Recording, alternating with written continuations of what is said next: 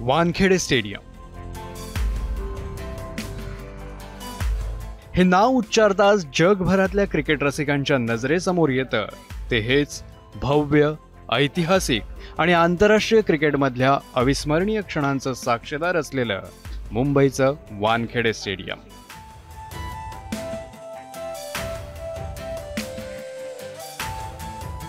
क्रिकेटची पंढरी समजली जाणारी मुंबई आणि याच मुंबईच्या क्रिकेटची शान असलेलं हे वानखेडे स्टेडियम अनेक खेळाडूंच्या अविस्मरणीय इनिंग्स आणि ऐतिहासिक क्षणांचं साक्षीदार असलेलं वानखेडे स्टेडियम 50 वर्षांचं झालंय.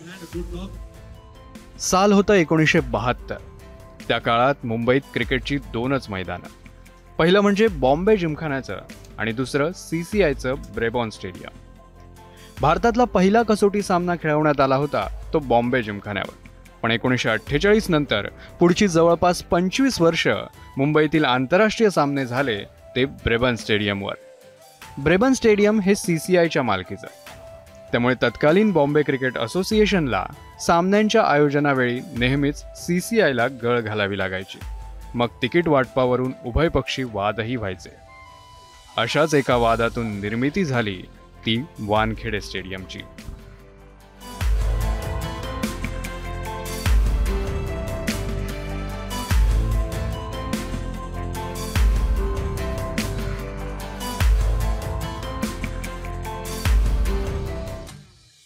वानखेडे स्टेडियम हे नाव ज्यांच्यावरून पडलं ते म्हणजे शेषराव उर्फ नानासाहेब वानखेडे. वानखेडे स्टेडियमच्या पॉली उमरीगर गेटमधून आत जाताच गरवारे पॅव्हेलियनच्या बाहेरच्या बाजूला शेषराव वानखेडेंचा पुतळा. हेच बॅरिस्टर शेषराव वानखेडे त्यावेळी BCAचे म्हणजेच आजच्या MCAचे अध्यक्ष होते आणि महाराष्ट्राच्या विधानसभेचेही. त्यावेळी काही तरुण आमदारांनी शेषराव वानखेडेंकडे एक प्रदर्शनीय सामना खेळवण्याचा प्रस्ताव मांडला. वानखेडेंनाही सामन्याची संकल्पना आवडली आणि ब्रेबॉर्न स्टेडियमवर हा सामना खेळवण्याचं ठरलं. पण इथेच एक मोठी अडचण निर्माण झाली. त्यावेळी CCIचे अध्यक्ष होते माजी कसोटीवीर विजय मर्चंट. शेषराव वानखेडे प्रदर्शनीय सामन्यासाठी ग्राउंड मागायला गेले तेव्हा मर्चंट यांनी त्यांची मागणी थेट फेटाळून लावली आणि दोघांमध्ये चांगलाच वादही रंगला. वानखेडेंनी मर्चंट यांना चॅलेंज केलं, मैदान दिलं नाही तर आम्हाला दुसरं मैदान उभारावं लागेल. त्यावेळी मर्चंट यांनी त्यांना कुत्सितपणे उत्तर दिलं, तुम घाटी लोग क्या स्टेडियम बनाओगे.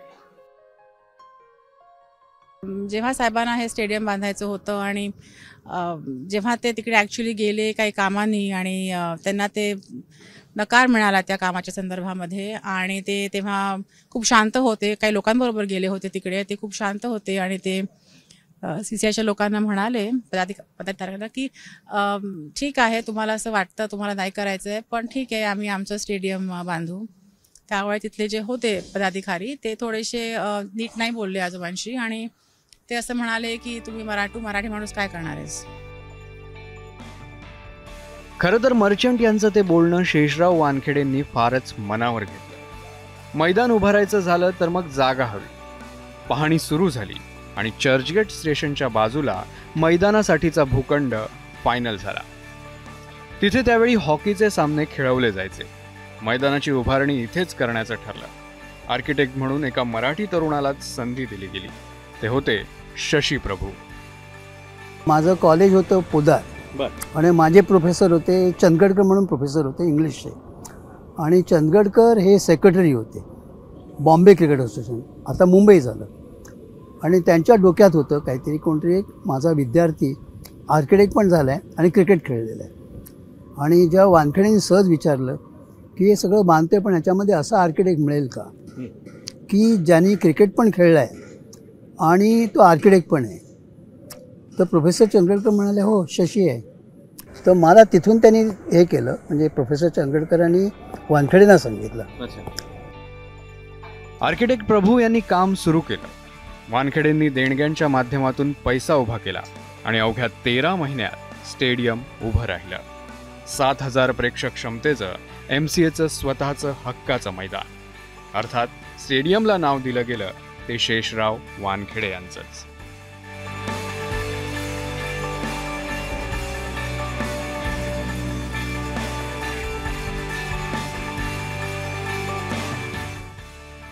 1975 साली या नव्या वानखेडे स्टेडियममध्ये भारत आणि वेस्ट इंडिज संघांमधला पहिला कसोटी सामना खेळवण्यात आला. भारतानं तो सामना गमावला. मात्र सामन्यादरम्यान आलेल्या एका व्यत्ययाची मोठी चर्चा झाली. नव्या मैदानात आणि पहिल्याच सामन्यात तो व्यत्यय जाणून बुजून केल्याचं बोललं गेलं.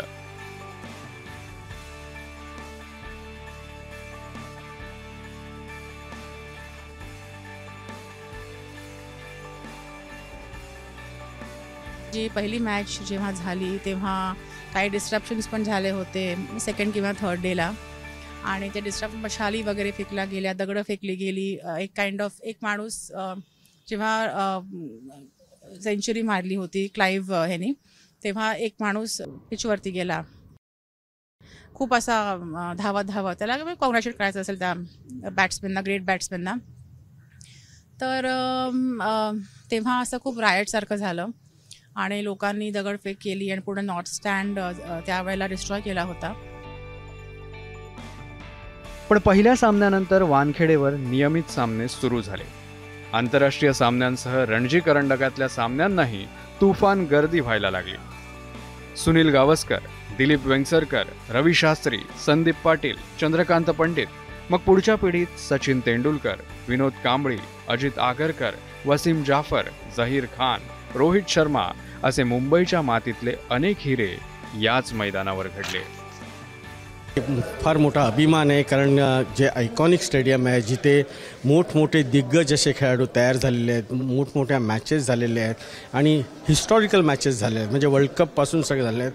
तर एक मुंबईच्या क्रिकेटची पंढरी म्हणून आपण मानली जाते आणि तिथे वानखेडे स्टेडियम आहे. आणि आज 50 वर्ष झाल्यानंतर त्याचा अभिमान प्रत्येक खेळाडूला, ज्यांनी इथे मॅचेस खेळल्या आहेत, ज्यांनी ह्याच्यासाठी वानखेडे स्टेडियमसाठी काम केलेलं आहे, मी म्हणेन त्यांचं सगळ्यांचं कौतुक करायला पाहिजे.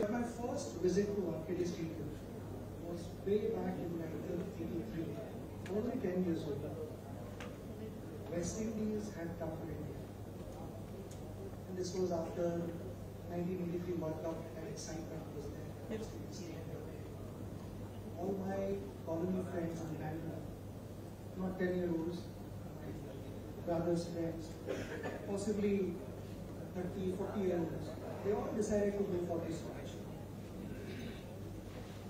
I don't know how it happened, but a 10-year-old from Sachin was also asked to come. First time I remember जब मैं स्कूल क्रिकेट खेल रहा था अंजुमन इस्लाम से, तब यहाँ खेलने का मौका मिला था. आई थिंक गाइल शील्ड का फाइनल था वो. वहाँ से वो जर्नी स्टार्ट हुई थी. उसके बाद Mumbai under 16, 19 and then obviously Ranji trophy, even test match. तो बहुत लकी रहा हूँ कि इस आइकॉनिक ग्राउंड में खेलने का मौका मिला है, कप्तानी करने का मौका मिला है, कई बार रन भी बनाए, ट्रॉफीज़ जीती है. तो आई वॉज लकी इनफ कि अपने होम ग्राउंड में ही टेस्ट डेब्यू मुझे करने का मौका मिला था. तो और to get a test cap at your home ground, I think that was those two special moments. 2011च्या वनडे विश्वचषकाचं भारतात आयोजन करण्यात आलं. त्यावेळी MCAनं वानखेडेचं रूप बदलण्याचा निर्णय घेतला. त्यावेळी शरद पवार BCCIचे अध्यक्ष होते. स्टेडियमच्या पुनर्निर्माणात त्यांनी जातीनिशी लक्ष घातलं होतं.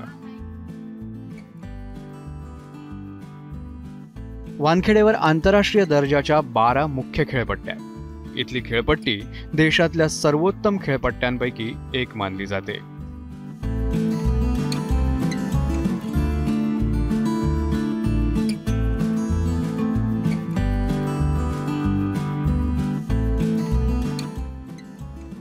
इथल्या स्टँड्सना दिग्गज खेळाडूंची नावं देण्यात आली आहे. सर्वात प्रसिद्ध Sachin Tendulkar stand, Sunil Gavaskar stand, Divecha stand, Vijay Merchant stand, Dilip Vengsarkar stand यासह गरवारे आणि MCA स्टँड्स वानखेडे स्टेडियमवर आहेत. तर पत्रकार कक्षाला दिवंगत बाळासाहेब ठाकरेंचं नाव देण्यात आलंय.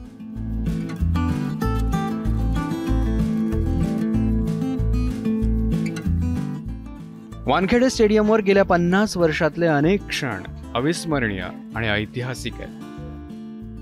1978 सालच्या वानखेडे कसोटीत सुनील गावस्कर यांनी झळकावलेलं द्विशतक, 1985 साली बडोद्या विरुद्धच्या सामन्यात रवी शास्त्रींनी ठोकलेले सलग 6 षटकार, 1993 साली हरियाणानं मुंबईचा अवघ्या 1 धावेनं पराभव करून जिंकलेली रणजी ट्रॉफी, याच वर्षी 21 वर्षांच्या विनोद कांबळीनं इंग्लंड विरुद्ध केलेली 228 धावांची खेळी. 2011 साली भारतानं 28 वर्षांनी विश्वचषक जिंकला, तो याच वानखेडे स्टेडियमवर. 2013 सालच्या नोव्हेंबरमध्ये मास्टर ब्लास्टर सचिन तेंडुलकरनं आपल्या 24 वर्षांच्या कारकिर्दीला वानखेडेवरच पूर्णविराम दिला. त्यानंतर याच ठिकाणी 2023च्या विश्वचषक सामन्यात विराट कोहलीनं सचिनचा 49 वनडे शतकांचा विक्रम मोडीत काढला. मास्टर ब्लास्टर सचिन तेंडुलकरच्या कामगिरीचा आदर्श युवा पिढीला मिळावा आणि त्यासोबतच मुंबईच्या या क्रिकेट रत्नाचा सन्मान म्हणून MCAनं अलीकडेच त्याचा पूर्णाकृती पुतळा स्टेडियममध्ये उभारलाय. सचिनच्याच हस्ते या पुतळ्याचं अनावरण करण्यात आलं होतं. आणि दुसरं म्हणजे 2011 साली महेंद्रसिंग धोनीनं मारलेला तो विजय षटकार, आणि तो षटकार ज्या ठिकाणी जाऊन पडला ती ही जागा. धोनीनं मारलेला तो बॉल जिथे पडला तिथल्या 4 सीट्स राखीव ठेवून तिथे खास मेमोरियल तयार करण्यात आलंय. खुद्द धोनीनंच त्याचं उद्घाटन केलं होतं.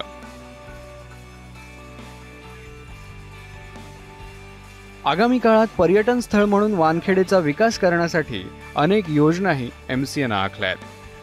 मुंबई महापालिकेकडे परमिशन पण टाकले की कुठेतरी आमचं म्युझियम असलं पाहिजे मुंबई क्रिकेट असोसिएशनचं, कारण एवढं मोठी इतिहास आहे, एवढी मोठी लिगसी आहे.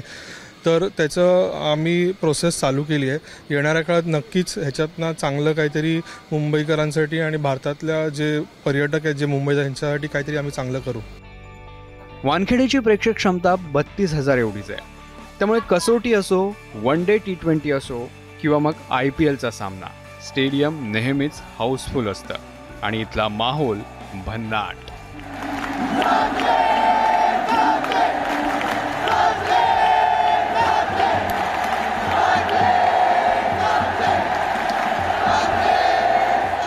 तुम्हाला देवा शपथ सांगतो, क्रिकेट देवाची शपथ घेऊन सांगतो, जी मजा क्रिकेट सामना बघायला वानखेडेवरती येते ती कुठल्याही ग्राउंडवरती येत नाही आहे. एखाद्या बॉलरनी सुरेख आउटस्विंगर टाकला, बॅट्समन बीट झाला, मुंबईकर त्याला दाद देतात, कडक कव्हर ड्राईव्ह मारला, टाळ्या वाजवतात, दांडी गुल झाली तर कोणालाही स्पेअर करत नाहीत, कारण मुंबईकरांना क्रिकेट कळतं. म्हणून या वानखेडेवरती सामना बघायला जाणं हा नितांत सुंदर अनुभव असतो, जो मी असंख्य वेळेला घेतलेला आहे. तर असं आहे हे ऐतिहासिक वानखेडे स्टेडियम. क्रिकेट प्रेमींचं आणि खेळाडूंचं हेच आवडतं मैदान वानखेडे स्टेडियम आता 50 वर्षांचं झालंय. ABP माझा, उघडा डोळे बघा नीट.